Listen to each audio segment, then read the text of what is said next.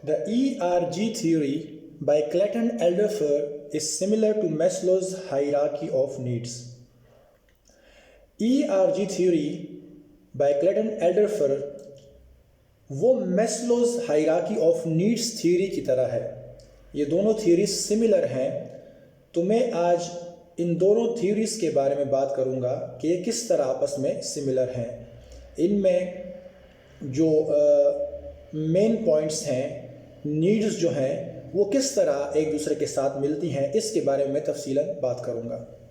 तो अपना लेक्चर शुरू करता हूं। सबसे पहले मैं बताऊंगा Maslow's hierarchy of needs theory के बारे में।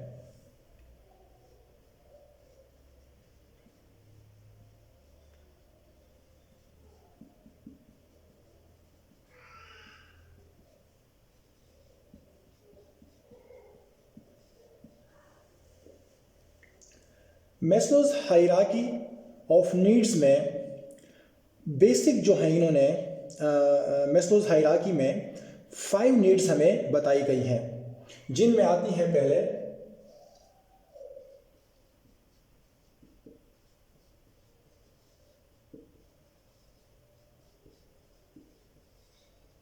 फिजियोलॉजिकल नीड्स,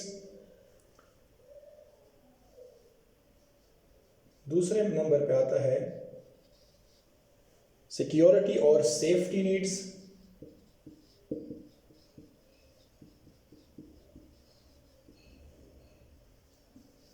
इसके बाद आता है एफिलिएशन और एक्सेप्टेंस नीड्स,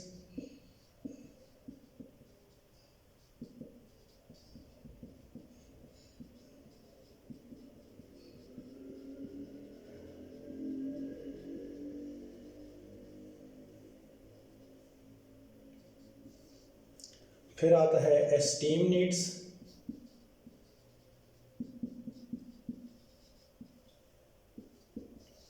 इसके बाद आता है नीड फॉर सेल्फ एक्चुअलाइजेशन।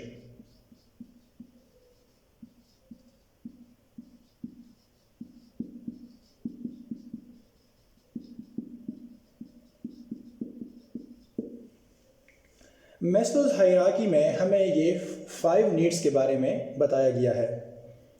अब एल्डरफर्स जो है उन्होंने क्या किया है, उन्होंने इस मैस्लोज हायरार्की ऑफ नीड्स को मज़ीद डेवलप किया है और उन्होंने जो ये 5 टाइप्स ऑफ नीड्स हैं, इन्होंने इसकी जगह 3 टाइप्स लिख दिए हैं, 3 नीड्स लिख दिए हैं।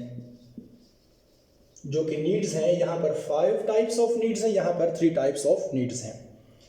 अब मैं बताऊंगा कि किस तरह एल्डरफर्स ने ERG थ्योरी में इसी नीड्स को, ये 5 जो नीड्स हैं, इनसे किस तरह इन्होंने इनको 3 में कन्वर्ट किया है।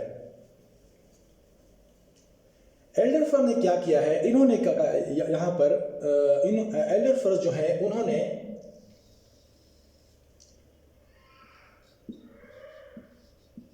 एल्डरफर्स ERG थ्योरी,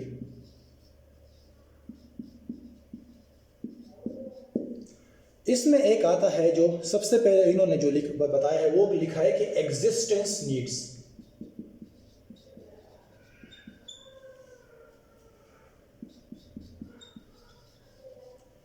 फिर उन्होंने कहा है रिलेटेडनेस नीड्स,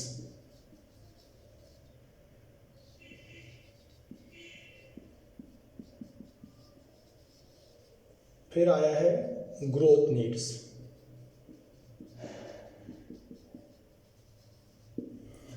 तो ये जो है ये मैस्लोज हायरार्की ऑफ नीड्स है, जबकि ये एल्डरफर्स ERG थ्योरी है।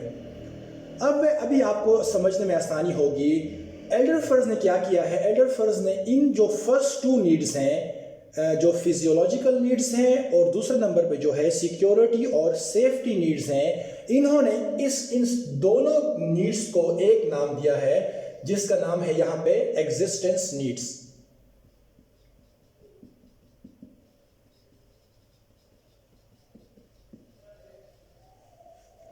दूसरे नंबर पे एफिलिएशन और एक्सेप्टेंस नीड्स और एस्टीम नीड्स, ये जो 3 और 4 में जो 2 नीड्स हैं, ये 3 और 4 ये जो 2 नीड्स हैं, इनको इन्होंने नाम दिया है रिलेटेडनेस नीड्स।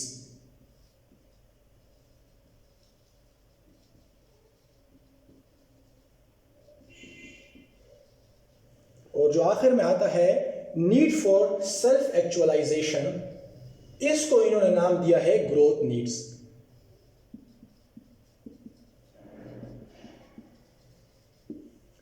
अब एल्डरफर्स ERG थ्योरी में क्या कहते हैं कि इंसान की जो सबसे पहली नीड है वो है एग्जिस्टेंस नीड्स, जिसमें आता है बेसिक नीड्स। अब बेसिक नीड्स में क्या क्या आता है जो जिंदा रहने के लिए ज़रूरी है, जैसे सच एज फूड है, वाटर है, शेल्टर है, स्लीप है। इसी तरह उन्होंने कहा कि इसी के साथ सिक्योरिटी भी आती है और सेफ्टी भी आती है, कि हर बंदा चाहता है कि वो फिजिकल डेंजर से महफूज रहे, fear of losing a job, property, food, shelter वगैरह वगैरह। इंसान चाहता है कि वो मुकम्मल तौर पर सिक्योर रहे, उसका जान, उसका माल, उसकी फैमिली, उसका घर, उसकी प्रॉपर्टी, उसकी जो है जॉब, सब कुछ महफूज रहे। तो उन्होंने बेसिक नीड्स और सिक्योरिटी और सेफ्टी नीड्स को एक ही नाम दिया है, जिसका नाम है एग्जिस्टेंस नीड्स। ये सबसे कम लेवल की नीड्स, बेसिक जो नीड्स हैं वो एग्जिस्टेंस नीड्स का इन्होंने नाम दे दिया है। दूसरे नंबर पे जो है एफिलिएशन और एक्सेप्टेंस नीड्स और एस्टीम नीड्स। एफिलिएशन नीड्स जो है, जिस तरह तमाम इंसान सोशल बीइंग्स हैं, तो वो चाहते हैं कि दूसरे लोग उसको एक्सेप्ट करें। इंसान चाहता है कि दूसरों मतलब अपने पड़ोस में, अपने इलाके में, फैमिली से बाहर, फ्रेंड्स, फैमिली मेम्बर, सबके साथ उनका एक अच्छा ताल्लुक रहे, उसको प्यार और मोहब्बत मिले, उसको इंपॉर्टेंस मिले, उसको रिस्पेक्ट मिले। तो ये जो है एफिलिएशन और एक्सेप्टेंस नीड्स से मुराद ये है कि बंदा सोशल नीड्स भी उनकी कुछ होती हैं। फिर उसके बाद आता है एस्टीम नीड्स, जिसमें हम सिंपली कह सकते हैं सेटिस्फैक्शंस जो हमें मिलती हैं, पावर की, स्टेटस की, सेल्फ कॉन्फिडेंस की। तो ये दोनों नीड्स उन्होंने मिला दी हैं और उनको सिर्फ एक नाम दिया है, जिसका नाम है रिलेटेडनेस नीड्स। मतलब ये है कि सोसाइटी के अंदर आप चाहते हैं कि लोग आपकी इज्जत करें, gaining the respect of others, power आपके साथ हो। तो ये चीज़ें जो है जो है एल्डरफर्स ने इन दो नीड्स को नाम दिया है रिलेटेडनेस नीड्स। जो सबसे आखिर में आता है वो आता है नीड फॉर सेल्फ एक्चुअलाइजेशन, जिसका मतलब ये है कि आप चाहते हैं लाइफ के अंदर कि क्रिएटिविटी हो, प्रॉब्लम सॉल्विंग हो, डिस्कवरी हो। ये जो हाईएस्ट लेवल ऑफ नीड है, ये इंसान चाहता है कि उसकी पर्सनल ग्रोथ हो, पर्सनल मतलब वो चाहे कि वो चीज़ अचीव करे जो वो अचीव कर सकता है, जो वो बन सकता है वो बने। तो ये सबसे ऊपर वाली नीड है, नीड फॉर सेल्फ एक्चुअलाइजेशन। इसको इन्होंने नाम दिया है ग्रोथ नीड्स। तो जब इंसान चाहता है कि वो हमेशा डेवलप हो, सेल्फ डेवलपमेंट हो, मतलब ये है कि इन 5 नीड्स को जो मैस्लोज हायरार्की ऑफ नीड्स में बताया गया है, एल्डरफर्स ERG थ्योरी में इन तमाम 5 नीड्स से उन्होंने 3 नीड्स बना दी हैं। फर्स्ट 2 से एग्जिस्टेंस नीड्स बना दी हैं, फिर 3 और 4 से रिलेटेडनेस नीड्स बना दी हैं, और 5वीं जो आखिरी नीड है वो है ग्रोथ नीड्स। तो एल्डरफर्स यहाँ ये कहना चाहता है कि बंदा सबसे पहले इंसान, हमारी जो बेसिक नीड्स हैं वो है हमारा खाना पीना, मतलब वाटर, और उसके बाद सिक्योरिटी इंसान चाहते हैं। फिर रिलेटेडनेस नीड्स से मुराद ये है कि सोसाइटी के अंदर उसका एक अच्छा मकाम हो, लोगों के साथ उसका रवैया अच्छा हो, कोवर्कर्स के साथ, कोलीग्स के साथ, सबके साथ उसका अच्छा रवैया हो। और उसके बाद ग्रोथ नीड्स आती हैं, जिसमें आ सकता है क्रिएटिविटी आती है, प्रॉब्लम सॉल्विंग आती है।